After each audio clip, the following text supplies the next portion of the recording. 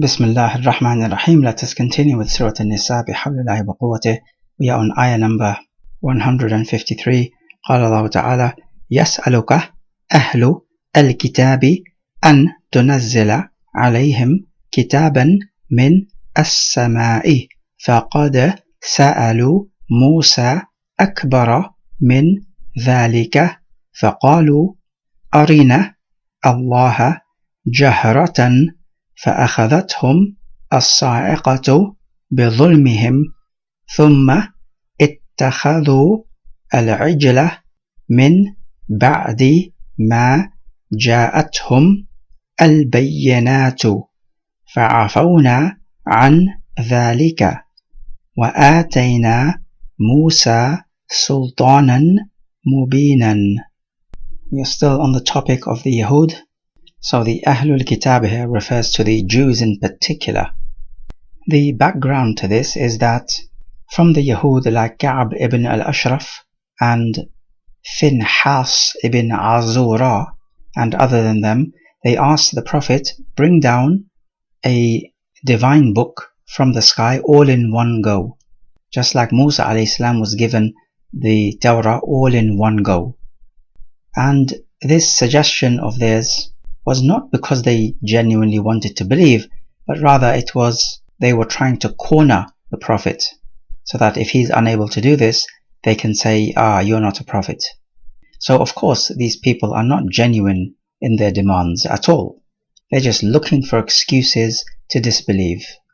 And to this challenge, Allah Jalla wa Ala gives the Prophet some solace when he says that they asked Musa an even greater thing than simply revealing a book from the sky. They asked Musa a.s. show us Allah out in view. So jahratan meaning out in view or public. Jahratan is mansub bil fatha because it is a hal of Allah Jalla wa Ala, meaning how they want to see Allah. It is out in open, so it is a hal. And he says, then when they ask this, a sa'iqah seized them. A sa'iqah, they say it is a lightning bolt. They also say it means a large shout, a sayha, which made them collapse, dead. And in Surah Al-A'raf, ayah 155, it speaks of the same event, but it says, فَلَمَّا أَخَذَتْهُمُ الرَّجَفَةُ, when the rajafa seized them, and that is the shaking of the ground, or a convulsion of the ground, or you could say an earthquake. But we can say that all of this happened to them. So a lightning bolt struck them and the ground shook. As for as-sa'iqah, it comes from the verb sa'iqa yas'aqu, which means to be struck down unconscious. So this could happen by way of a thunderclap, it could happen by way of a lightning. Both of these are possible. But notice how Allah Jalla wa Ala says that they asked Musa something bigger than this. However, the Yahud of the Prophet's time were not alive during the time of Musa a.s. The other Yahud, meaning the forefathers of the current Yahud, were alive. So how does this make sense? Well, Allah Jalla wa Ala treats all of these Yahud, the ones during the time of the Prophet and the ones during the time of Musa a.s., He treats them all the same. Why? Because they had the same rebellious attitude. So the Yahud of the time of the Prophet are following in the same footsteps of the rebellious people from the time of Musa a.s. So he treats them one and the same. Then the ayah goes on, ثُمَّ, and then اتَّخَذُوا, they took the ijl, which means the calf or the baby cow. But how did they take it? As an ilah. But the word ilah is not mentioned because it is implied and is well known. So this refers to the incident when they worshipped the golden calf. He says they took and worshipped the golden calf after the al-bayyinat came to them. So the bayyinat meaning the proofs. So this would be the miracles of Musa a.s. with his staff and his hand, and also splitting of the sea as Fir'aun drowned in it, and all these other miracles and signs that proved that Musa a.s. is genuine. And yet despite that, they still rebelled against Musa a.s. even after all of these clear signs.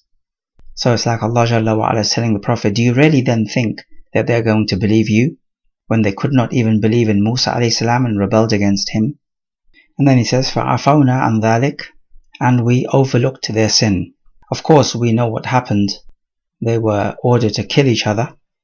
But when Allah says we forgave that sin, it means that we did not wipe them all out. Like, for example, the people of Nuh alayhi salam were wiped out, and Lut alayhi salam also, and Ad and Thamud, and the people of Shu'aib alayhi salam, they were all wiped out. So in the same way, we did not wipe them out, even though there was some punishment that had to be dished out. And he says, we gave Musa a sultanan mubinan. Mubin meaning clear, and sultan here means authority. So what this clear authority refers to are the miracles that Musa alayhi salam performed, because they were clear signs, and they gave Musa alayhi salam clear authority, as they showed him to be a prophet. So reflecting on this ayah, we learn something about the Yahud, is that when they ask for these signs and they make suggestions of their own, it is not because they want to learn the truth or follow the truth, it is simply because they're being antagonistic.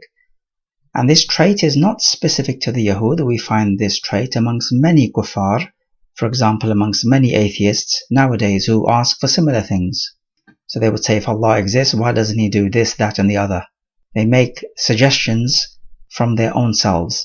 And this is not because they want to believe, rather they just want to rationalize their disbelief. And we also learn from this ayah the noble trait of Allah Jalla wa Ala, in that He grants solace to His messenger.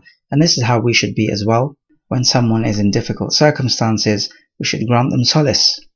We also learn of the power of Allah Jalla wa Ala, in that He can immediately wipe away a people because of their sin. Just like He says here, they asked Musa alayhi salam to see Allah in public, and they were immediately punished and killed because of the either thunderclap or lightning, as well as the earthquake. We also take the lesson of cause and effect, because the sa'iqah sees them بِظُلْمِهِمْ, due to their oppression or wrongdoing. So we have a cause and effect. But we also notice that Allah Jalla wa Ala does not wrong anyone. Rather, the sinners wrong their own selves. Because He says, بِظُلْمِهِمْ, because of their wrongdoing. It is not Allah Jalla wa Ala doing anyone wrong. In this ayah, we learn further of the rebellious nature of Banu Israel, in that they worship the calf, not out of ignorance, because at least that would have been an excuse, but rather after the bayinat came to them. So they literally have no excuse. And so committing a sin when you know it is a sin is far, far worse than a sin when you have little knowledge, or perhaps no knowledge. We also learn that Allah Jalla wa Ala gave Musa alayhi salam a clear sultan, as in evidence and proofs. So for example, the Quran makes mention of 9 clear-cut ayat. So the 2 famous ones being his hand becoming glowing white and the staff turning into a snake. And we have 7 others. He says, فَأَرْسَلْنَا عَلَيْهِمُ الطُّوفَانَ وَالْجَرَادَ وَالْقُمَّلَ وَالضَّفَادِعَ وَالدَّمَ آيَاتٍ مُفَصَّلَاتٍ. We sent to them, meaning the people of Fir'aun, the tufan, a flooding, wal-jarad, locusts, who would eat up their crops, and qummal, these are bugs which would eat up their food reserves. Wal-dafadi', plural of difda', meaning frogs, which would invade their homes and places and corrupt their water supply. Wad-dama, and blood, this would corrupt their rivers. So these are 5 more. And he also says elsewhere, وَلَقَدْ أَخَذْنَا آلَ فِرْعَوْنَ بِالسِّنِينَ وَنَقْصٍ مِّنَ الثَّمَرَاتِ. We seized the people of Fir'aun with years of drought and a shortage of fruit. We also take the forgiving nature of Allah Jalla wa Ala, where He says, فَعَفَوْنَا عَنْ ذَلِكَ. So even after such a wrongdoing, Allah Jalla wa Ala is always willing and able to forgive. And this is one of His great making qualities. Ayah number 154. وَرَفَعْنَا فَوْقَهُمْ الطُّورَ بِمِيثَاقِهِمْ وَقُلْنَا لَهُمْ ادْخُلُوا الْبَابَ سُجَّدًا وَقُلْنَا لَهُمْ لَا تَعْدُوا فِي السَّبْتِ وَأَخَذْنَا مِنْهُمْ مِيثَاقًا غَلِيظًا.